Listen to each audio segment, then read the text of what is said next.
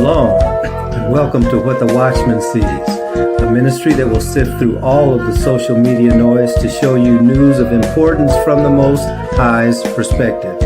As watchmen, we are here both to warn of dangers and give biblical answers for dwelling in the secret place of the Most High during these times of confusion.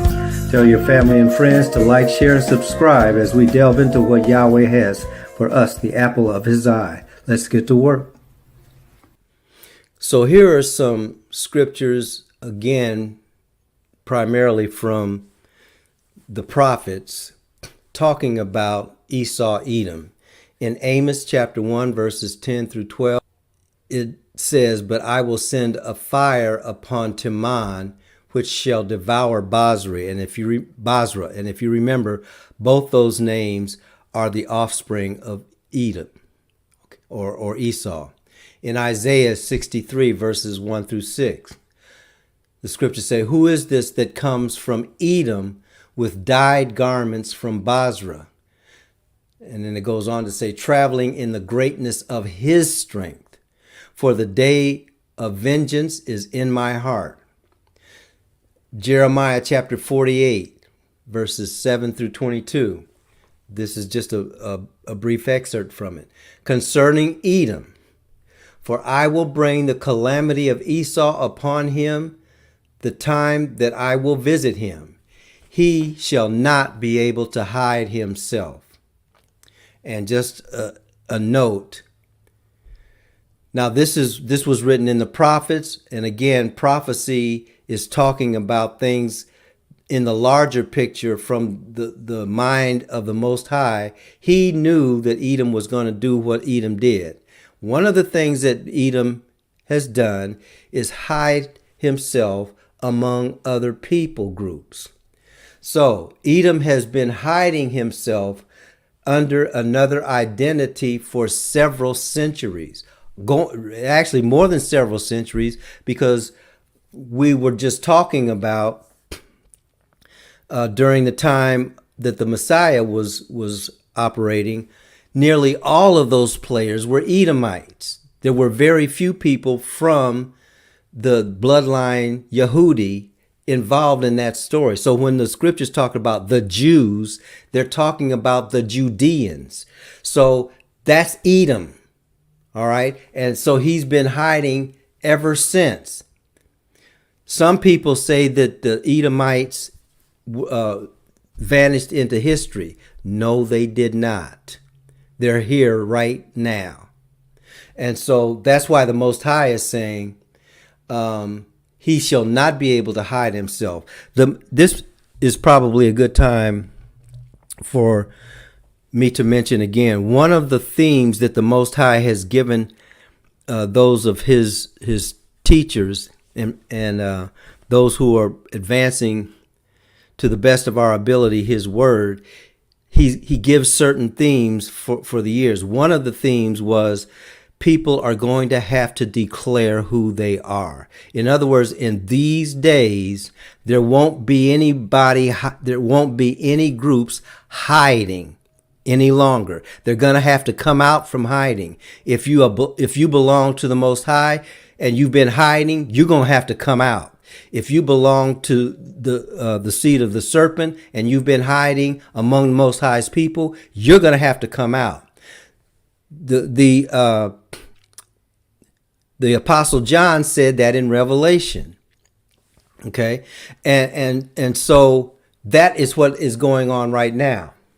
So just a couple of other things. Again, going back to the encyclopedia, the Jewish encyclopedia, it says once again, Edom is modern Jewry. It's in the documents. That's the New Standard Jewish Encyclopedia from the 1977 version. So, and then finally in the Antiquities of the Jews, written by Josephus, one of the scholars from that era, it says the Jews are a people, listen to this, distinct and separate from God's people, although living among them. This is not a new thing. This has been known it has been hidden, and now it is time for that which is hidden to be revealed. So as we move into the latter times, better known as the last days, and as a reminder, the last days did begin. The beginning of the last days was when Yeshua, after Yeshua had been resurrected from the dead. So we've been in the last days for a while now, and lots of things have happened. But one of the things that has happened is that the people who lived in the Judea area after 70 A.D. were scattered. Those people called the Jews were scattered, those who had not been killed. Okay? So in Malachi 1:4, where we talked about this a little bit ago, but this is Edom talking. But the rebuilding and of what has been torn down, what had been torn down was what they had built up, taking the place of the bloodline children of Yasharel. And so that's where Malachi 1:4 comes in. But the prophets have been talking about this, and so these last few verses are all talking about Edom and Esau, Edom. And so in Ezekiel chapter 33, verse 24, those that inhabit the waste of the land, and it says Abraham was one, but we are many. That's Edom talking. That this is one of the prophecies that Ezekiel was given about Edom. He was given another one about Edom in Ezekiel 35. It says, because you have said, these two nations shall be mine, and we will possess it, you shall be desolate, Mount Seir, and all Idumea. Mount Seir was the mountain that the Edomites took over from the Horites, and Idumea is another word for Edom.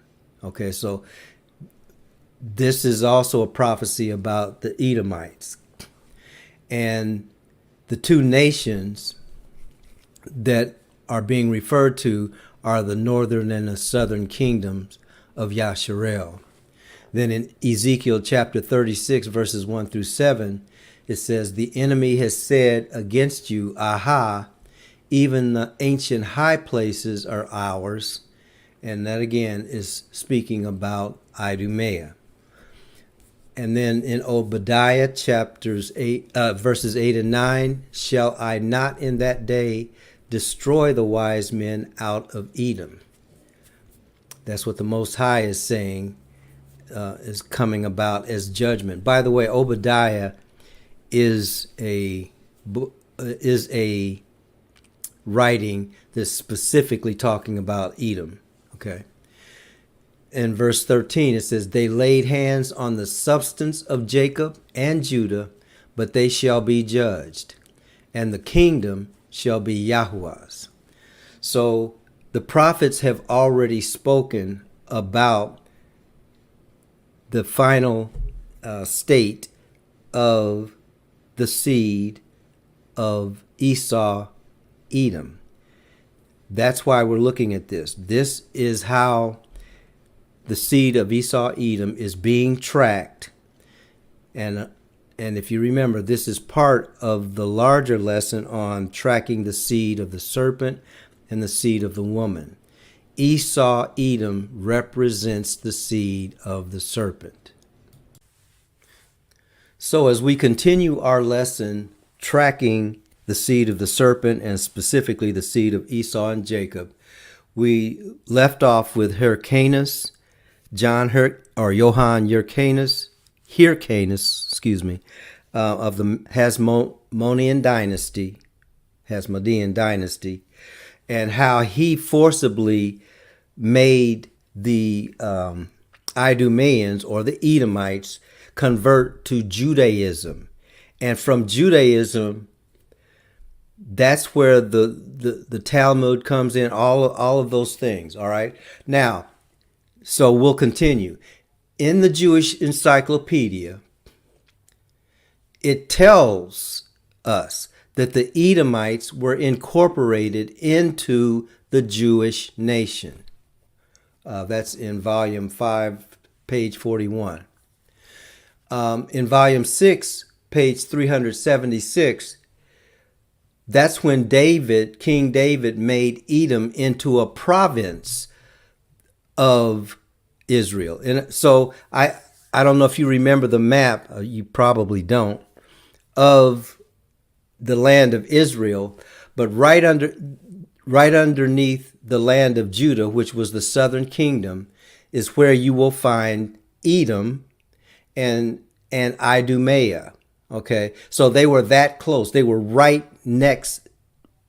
south of the land of the Judeans. Okay, now in Josephus, he comments that when it comes to the Jews, he also says that those Idumeans, the Edomites, became a part of the Jewish nation. So see, that's why people today are saying that they're Jews, because that's the history that we're looking at. The reason why we're talking about it, though, because we're tracking the seed of the serpent and the seed of the woman.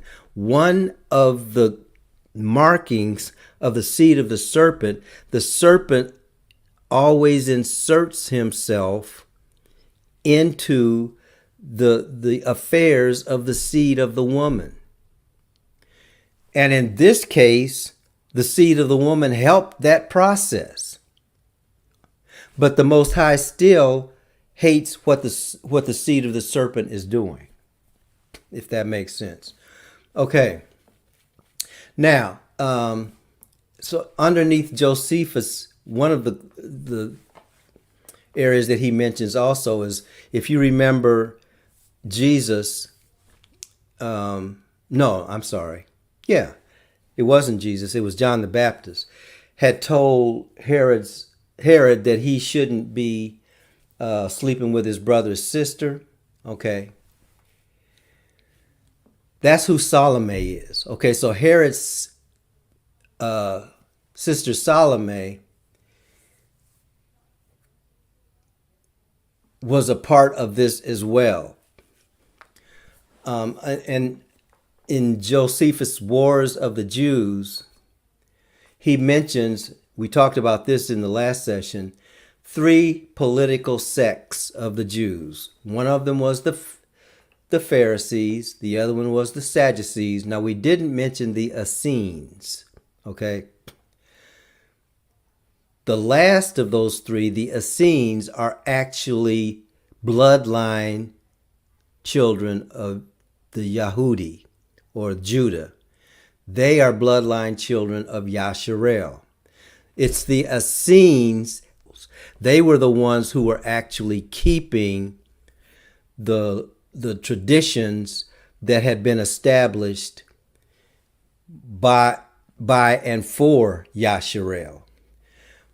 But they were only one of those 3 political sects. And eventually they just gave up on the land of Judea and moved completely out, which is why the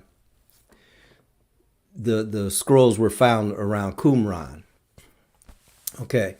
But when it comes to the Idumeans again, which is the Edomites, they're often referred to as Syrians. So those who are leading Jerusalem after the exile. During Pilate's rule, the priests were from the families of Boethus, who was the first high priest that was a Babylonian, and that actually created this Hellenistic and Babylonian influence. They became the aristocratic ruling class in Judea. I'm going to read that again because this one, we kind of jumped out of order. So let's go back a little bit to understand how we got to when Yeshua was walking the earth, to the specific people who were either Idumeans or Edomites. Again, it says the priests during Pilate's rule, Pilate was ruling during the time of Yeshua, were from families of Botus. The first high priest was a Babylonian, and that created the Hellenistic and Babylonian influence over what we call Yasharel. They became the aristocrat ruling class in Judea, which means that the priest, because this is the high priest now, okay, and the high priest's families, they weren't from one of the 12 tribes during the time that Pilate was ruling. Herod's dynasty was Idumean to the core.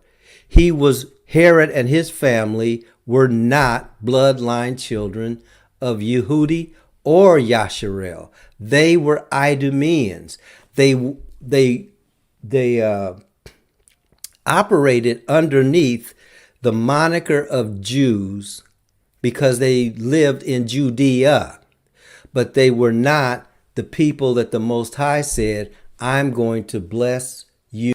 They're not the people who were the inheritors of the blessing that Isaac gave to Jacob. Therefore, they're not the inheritors of the blessing that was given to Abraham. So when the scriptures said to Abraham, or when the scriptures record the Most High saying to Abraham, those who bless you, I will bless. Those who curse you, I will curse. And he told the same thing to Isaac, and he told the same thing to Jacob. These are not those people. So they don't have that blessing. Therefore, people who come against them are not going to be the enemies of the Most High, because they are not the ones that blessing was for. This was when Yeshua was walking the earth. So remember, we talked about the Sanhedrin. Actually, there were 3 Sanhedrins. The lesser Sanhedrin, those were the courts. They were 3-panel courts, and they dealt with money issues. Okay. And then there was another Sanhedrin that was comprised of 23 judges. They met in Jerusalem and in other parts, and they dealt with criminal cases, and they had the power to inflict the death penalty. And in some cases, the Sadducees were the ones that held the power there. And then the Great Sanhedrin was comprised of 71 members. That included the chief priest. It included the chamber of scribes. It included the chamber of elders and the ordained scholars. And those people served as judges. They could try the high priest, and they could make judgments against cities accused of idolatry, but they could not inflict the death penalty.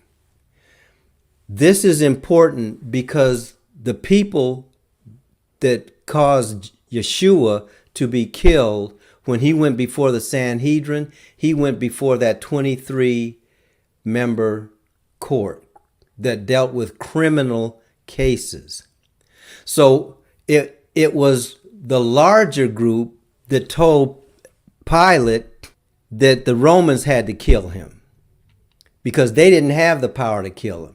The 23 judges Sanhedrin did, but they didn't do anything along those lines. So the point is, this was the group of people that judged Yeshua, sentenced him to death, and then assisted in the carrying out of his death.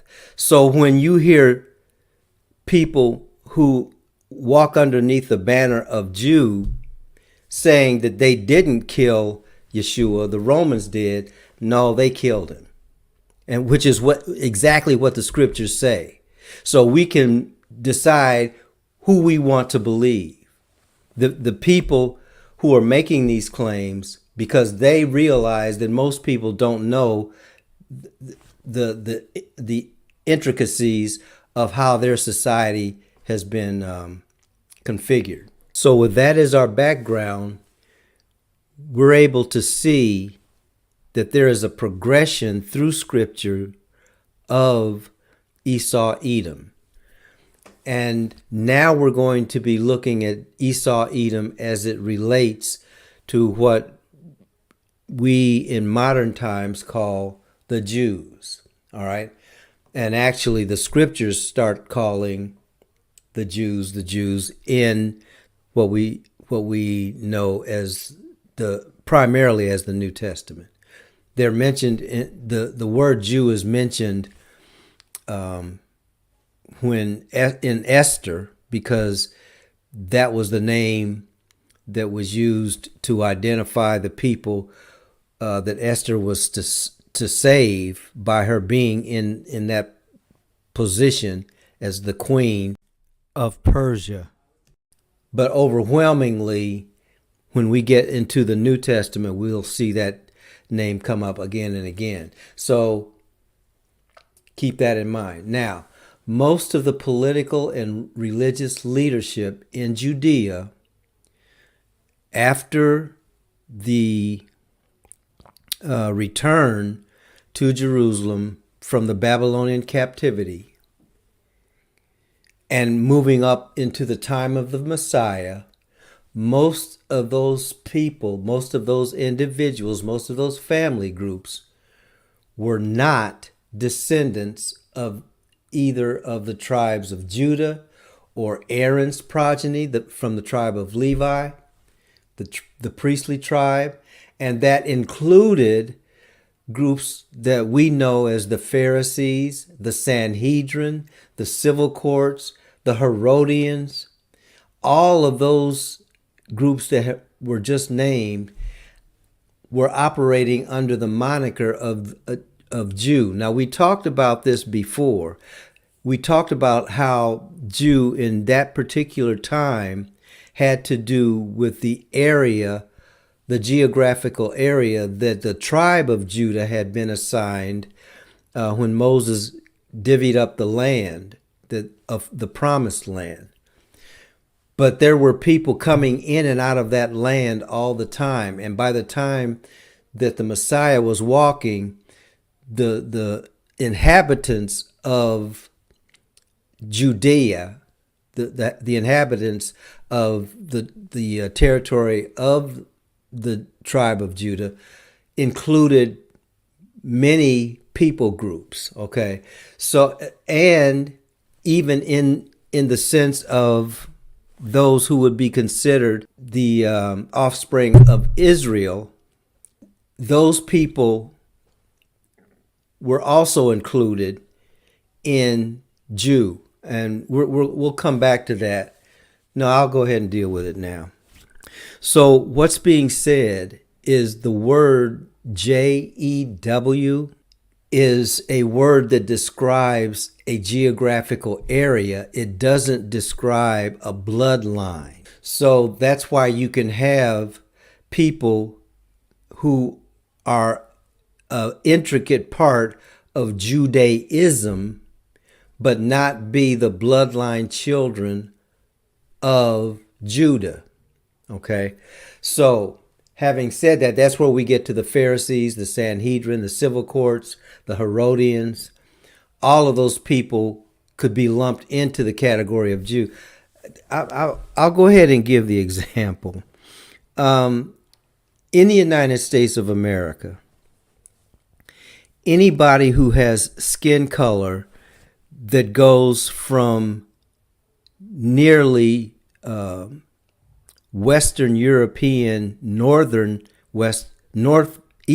and Western Europeans in terms of their skin color, all the way to the darkest skin color presents itself on the continent of Africa, and every gradation in between. If you live in the United States of America and you have one drop, this is not changed, y'all. If you have one drop of quote unquote Negro or black blood, you are black. So I have people in my family that look white, but they are black because they have a drop of Negro blood in them. I have people in my family who are extremely dark. They're considered black. And just as it's that way in my family, it's that way with everyone in the United States that has been identified as quote unquote black. All right. So black doesn't have anything to do with genetics, and it certainly doesn't have very much to do with bloodline. There were people on this continent who were as dark as me that were not on the African continent. They met the Pilgrims when the Pilgrims arrived on these shores. They, rather than being called Indians, were genocided on paper and included into the black category, only then they called it colored. So anyone that was called colored, usually what that meant was it was a person of native descent to this land who was lumped in with those who had been enslaved from across the water.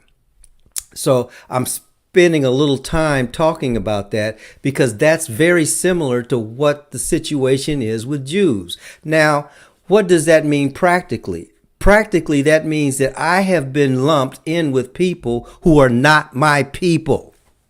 That's what that means. Now, some of my people are very light-skinned, but see, all of that has to do with how the rulers of this nation have decided to label and categorize people. It has nothing to do with actually who the people are. It has everything to do with this is the easiest way for us to keep our labor pool cheap so that we can make as much money off of these souls as possible.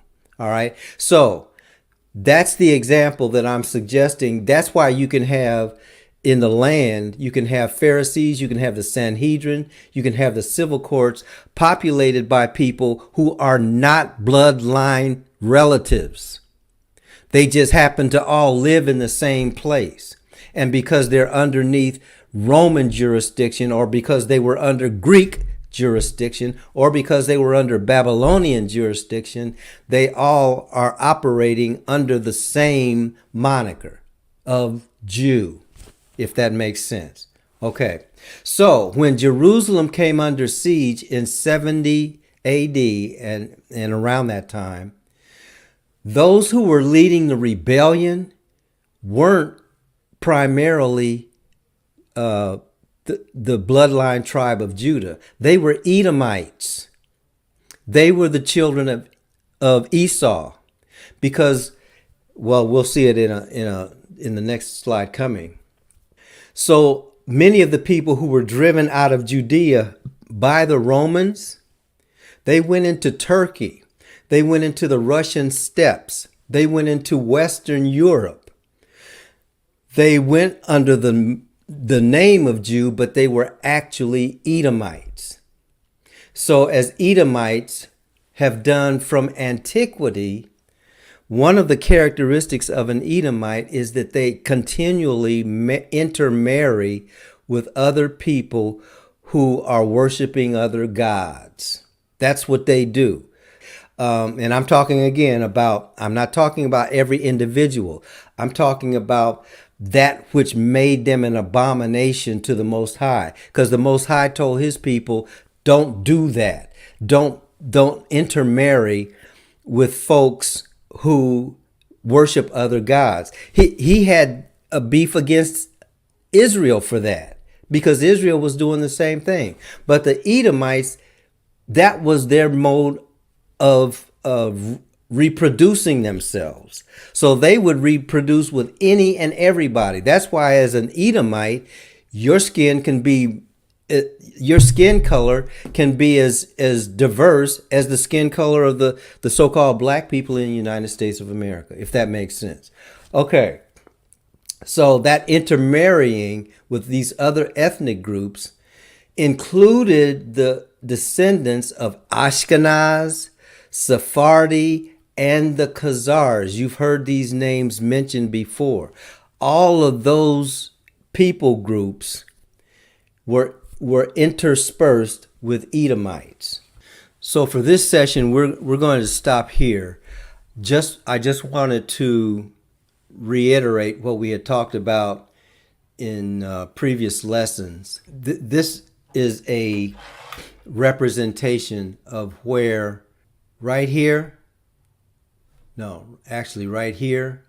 this would be considered Judea. Right underneath them is the kingdom of Edom or Esau. And as it says here, that's where the Horites used to live. This is this city called Petra. But this is also called Idumea. So this is the area. See, they're right next to their twin brother, because this is all Jacob. All right. And by the way, this is Gaza, which was taken over by the Israelis in 1967, but then given back in 2005. Politically, the United Nations still considers Gaza part of Israel. What's that got to do with where we are today? We have skirted the issue. The next session, we're going to talk about where Edom is today, where the Edomites are today in our next session. And then after that session, Father willing, and actually Father willing if he allows us to do this next session, but Father willing, then we're going to spend at least as much time on the seed of the woman or the seed of Jacob, because that for the Most High's people is the most important thing. But see, part of what's going on with the Most High's people is we don't know who we are. So these lessons are designed to show us from the Bible's perspective who the real people of the Most High are. Because in this day and time, it's going to be the real people of the Most High that all of history is pointing in the direction of. So we absolutely need to know where those people are, where his people are, what his people are to be doing.